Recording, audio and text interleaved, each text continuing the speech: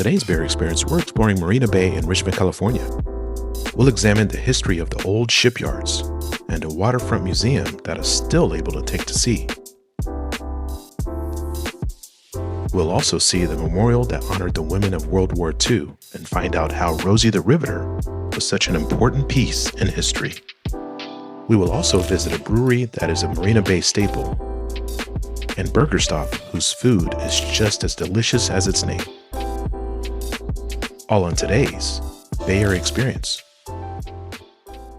This peaceful waterfront is a favorite spot for sunset dates. 80 years ago, this was the heart of America's war machine, a place that built nearly 750 ships for World War II. This is the story of how an industrial giant became a public park and how a community close to honor its past rather than erase it. When the U.S. entered World War II, it needed ships fast. Industrialist Henry J. Kaiser had a radical idea: build them from an assembly line, like cars. His secret was prefabrication. Instead of building a ship piece by piece, massive sections were built at the same time and then were welded together. This shredded build times. The SS Robert E. Peary was launched in an astonishing 4 days and 15 hours, a record that still stands today. In total, Richmond's shipyards produced 747 ships. This required a human miracle, too. The call went out for workers, including thousands of women, the iconic Rosie the Riveters, and minorities, forever changing the social fabric of the Bay Area.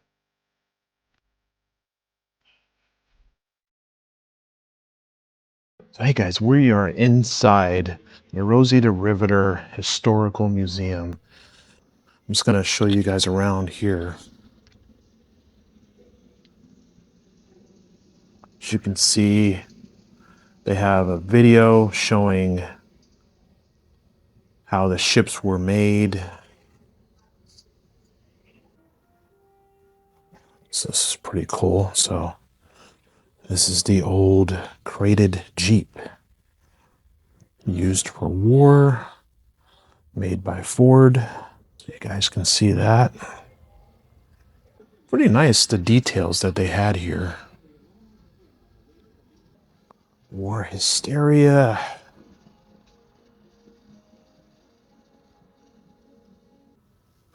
So yeah, you can see, look at the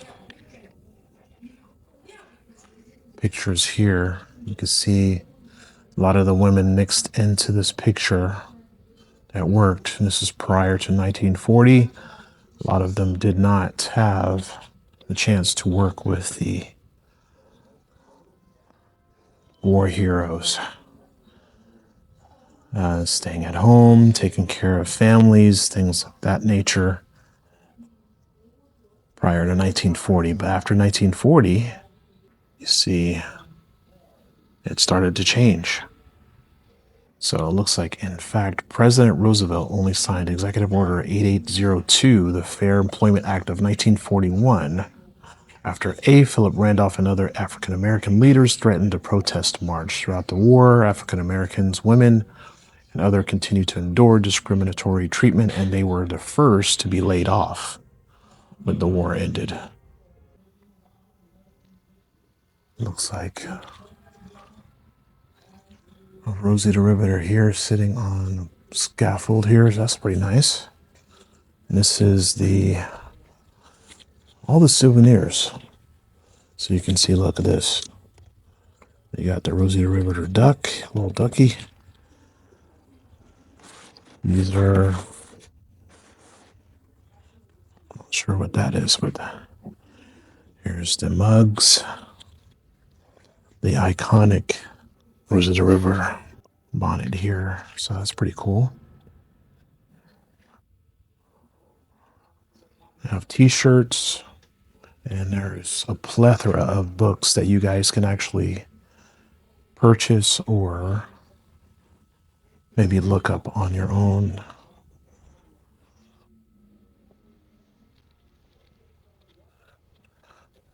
And these are all the people and organizations that donated here. You can see all Bay Area based. You got the Warriors, Golden State Warriors there, and then also local unions. etc. So pretty cool.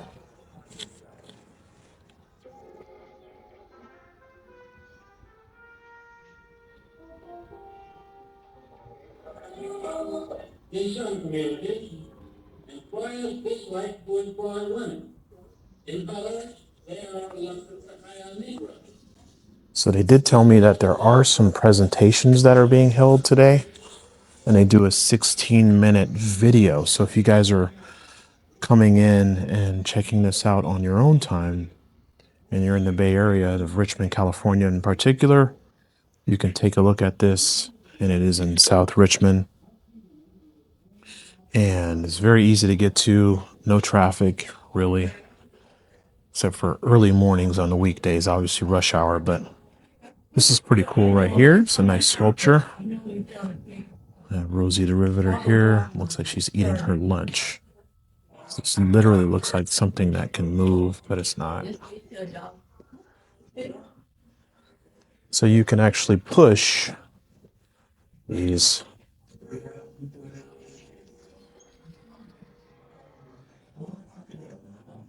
And if you get close, you can hear. I don't know too many people here yet. I came to this country only last year. I am from Poland. Came to escape the Nazis, and now I can help stop them. I wish I could do more. Do you know that song, Rosie the Riveter? Well, my name actually is Rose. I am working as an electrician, not a riveter, but still. Seems like it was meant to be.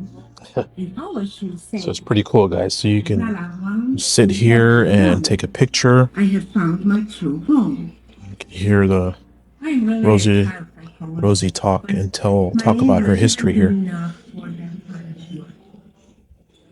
So we're gonna move up to the other area of the exhibit, and you can see here all the cool sculptures they have, and you can see these are supposed to be life-size statues, sculptures, and I'm not the tallest, but these are pretty short. These are probably like maybe about 5'6" in size. And they have a youth here. He's probably about 5'5". But yeah, you can see it's the average size. And then again, you can see the audio. These audios, you can push those buttons, and it'll tell you the history of the time of the area, and actually what's going on here. So it looks like Fox Theater. This looks like Oakland a little bit, but it's not. It's Richmond. So you can see American Trust Company Richmond office. But yeah, it's Richmond Cafe. You could push here. Another audio. This is talking about the housing crunch. And it says, look here, Richmond was not prepared to house the thousands of migrants who flooded the city seeking shipyard work. Locals hurriedly rented out any space that they could spare, including garages, barns, and even boats. Makeshift trailer parks sprang up overnight, while some newcomers slept in tents or even on the ground. So you can see they did some really good detail on some of these sculptures here. If you see them up close, it doesn't give it justice on video. If you see them up close, it looks a lot more detailed. So for some pictures, you can do a picture here. And looks like this is talking about how the kids made their time during that wartime here. This is another child. It's like an African American child here that they have displayed, and you can hear the audio on this. So they're saying migrant children made to adjust to new neighborhoods and schools. Obviously, the segregation and things that happened during that time. Kids played war games and followed patriotic minded radio programs, films, and cartoons. Captain America and Wonder Woman are both World War II creations. Interesting.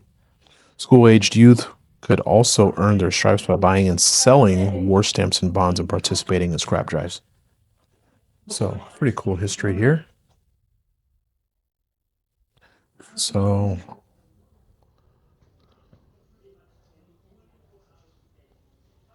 pretty cool. So, here's the scrap metal. They have, you can actually touch it and all that kind of stuff. It's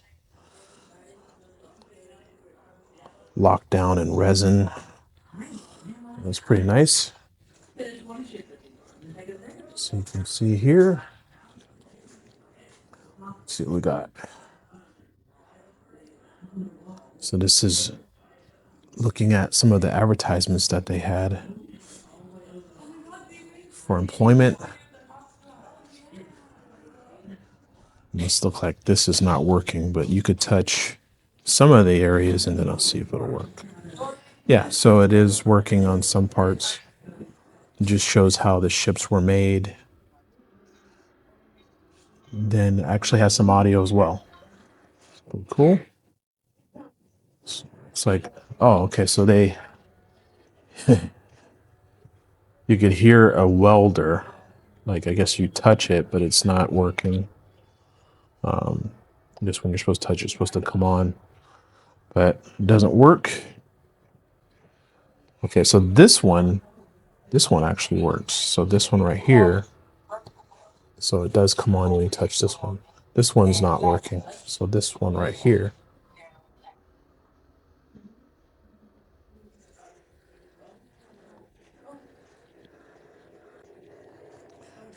So this is welder mask. You can actually look in there and then they have a video.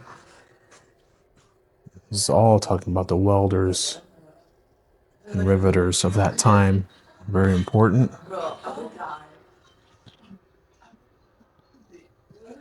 Here's the payroll. It's like they're showing some examples of how people were paid. And just take a look at some of the numbers here. 175, insurance premium 125, and a total of $3. So that was, so looks like welder Sophie Alvarez earned $1.20 per hour in 1945. After paying taxes, health insurance, war bonds, and $1 a month, social welfare program, she brought home 88 cents an hour. And obviously that is all relative due to the time. 88 cents was okay back then. So they did a nice job. Look at the, they have a see-through glass floor here where you're walking through. Looks like they're talking about what happened to the shipyards here. So it gives you a history all through here. Here's some of the history of Richmond. And then Golden State as a whole, California. And then there is a wall that you can actually sign your name and put what you think of the exhibit. I think it's pretty cool. But yeah, so just looking through.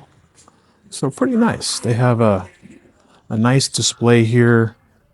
You could see some of the old lunch pails and thermoses and things that the women used to have, and men for that matters too. But this is what the women would actually take to work on the field there. So a little bit of our history here is displayed, and it's good to take a look at this. And this is actually absolutely free, so you can take part in seeing and exploring this area Monday through Friday. It's I think it's 10 a.m. to 5 p.m. and it also will have free access, and there's no parking fees or anything.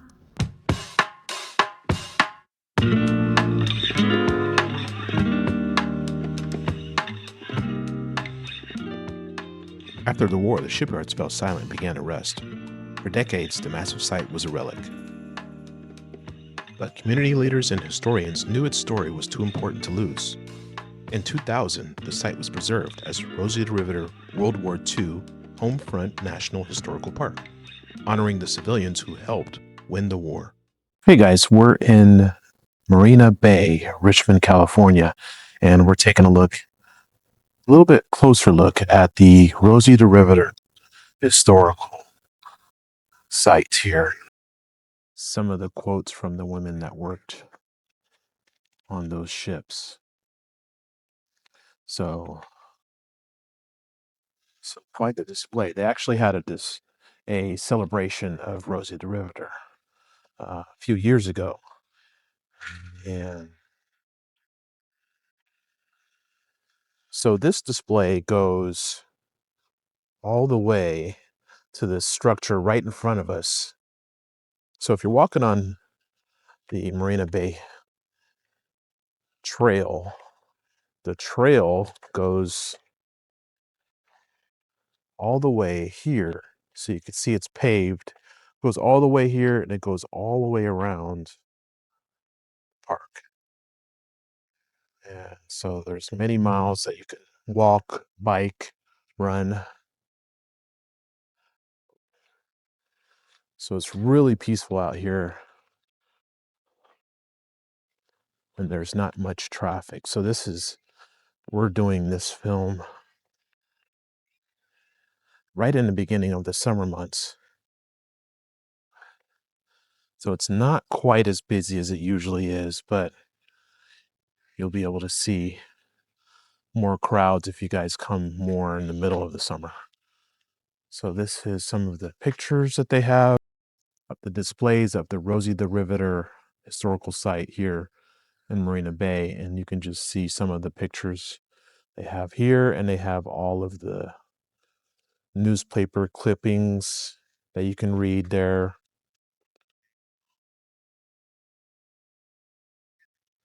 So this is all during World War II. You can see from 1940 right here, women in the workforce were 10 million. By 1945, it was 18 million.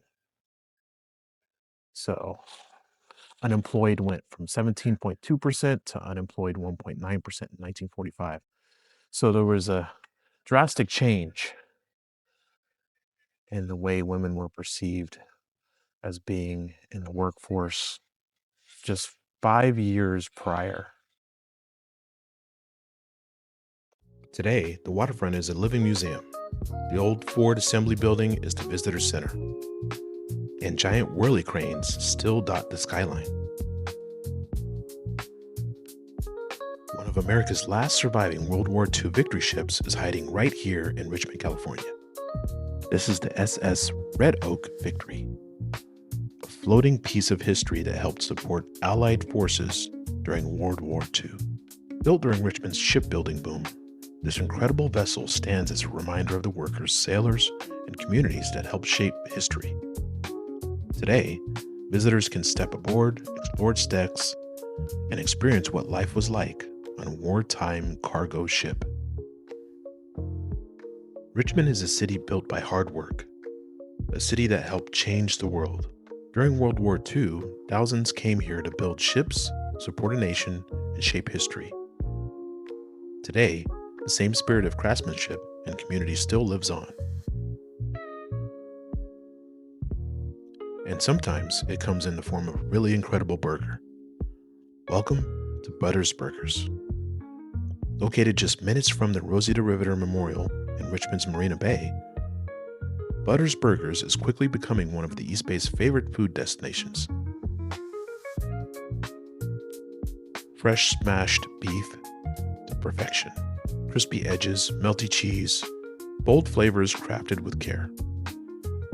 After exploring Richmond's rich history, walking the waterfront, or spending the day with family, this is where you come to celebrate. Butters Burgers in Richmond, California.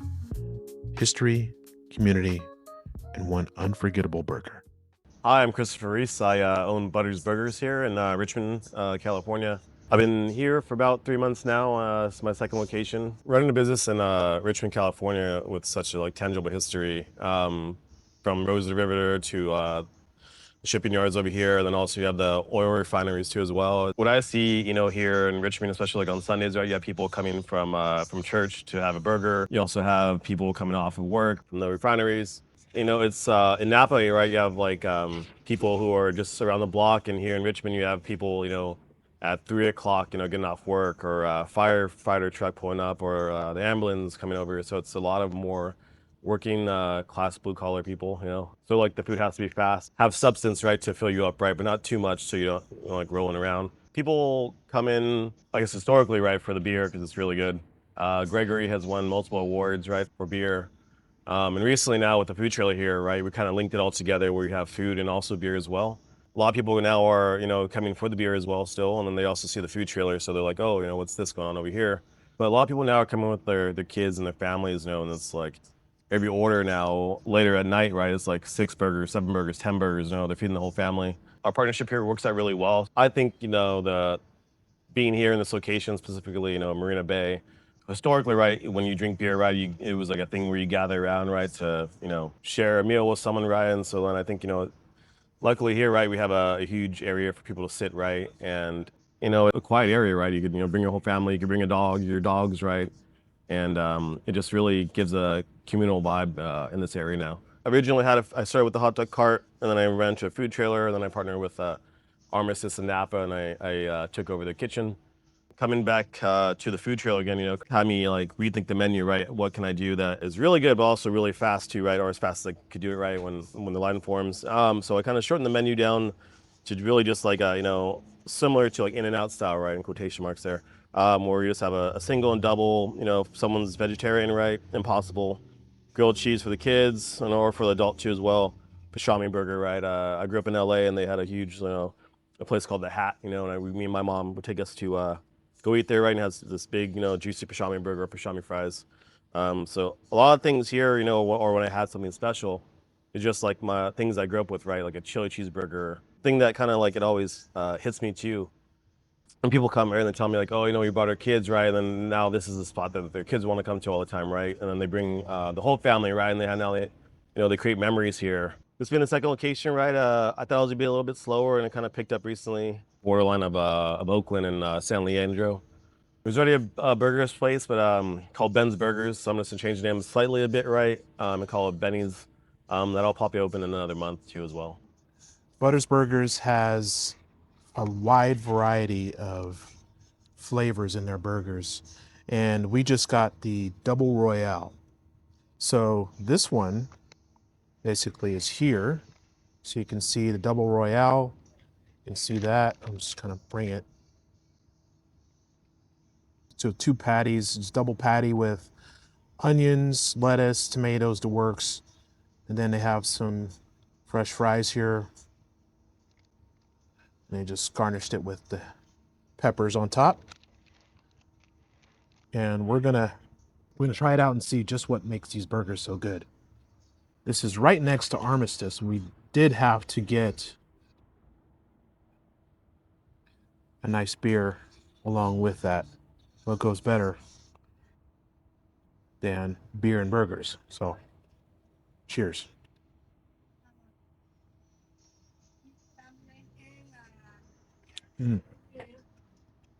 This is the Pilsner that I had, and it's really good. It's light.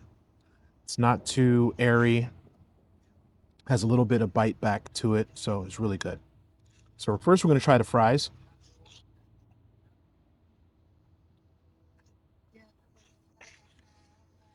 Yeah, this is really good.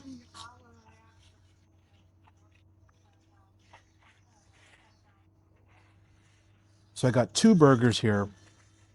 One is with raw onions and one is with grilled onions. So we're probably just gonna try the one with raw onions first.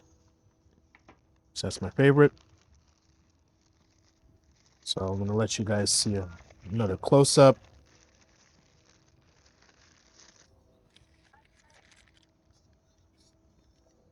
So you can see the size of this burger is really big. So the size of it, I have a pretty big head, so you can see that. Try it. This is a classic messy burger. It's thick, it's not a smash burger. This is a regular burger. It's thick. Cheese. They have their special sauce in there. It's really good. So a basic burger, but it has a lot of their own flavor to it.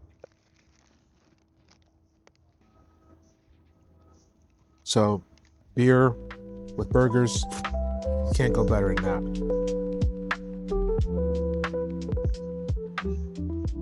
That's all we got for today, guys. Hopefully you enjoyed the video. Give us a like if you did enjoy this, and then also smash the bell for any notifications of any new videos that we do make. And also subscribe. We do want to see more people like yourselves go ahead and have access to more videos like this one. And until next time, we'll see you in the next one.